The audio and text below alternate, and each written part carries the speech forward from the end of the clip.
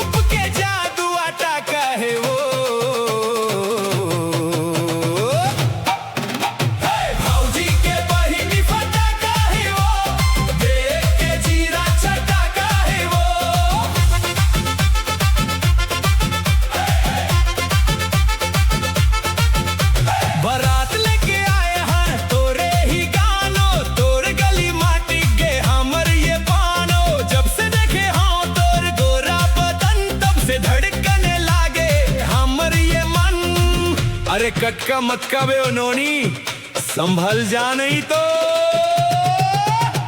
भौजी के बहिनी फटाका ही वो, देख के जीरा चटाका ही वो।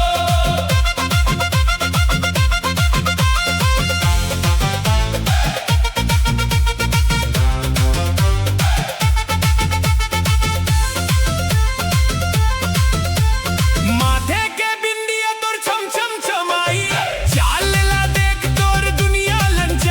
लहंगा के झूलन मटक का है दम, टैन हंस सुटली में हो कड़क बम। आज नाच वो ऐसन मधा केगा, सबो के होश उड़ा केगा, और नखरा गजब कर कता है वो।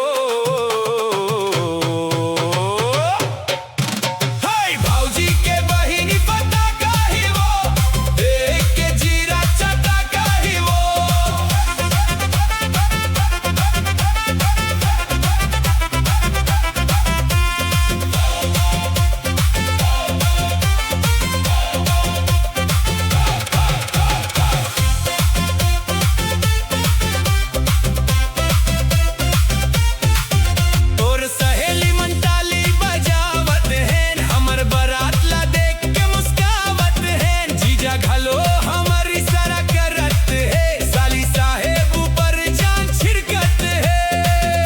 तोर भला हो जाए साला बाबू, तून हूँ नाच लेगा।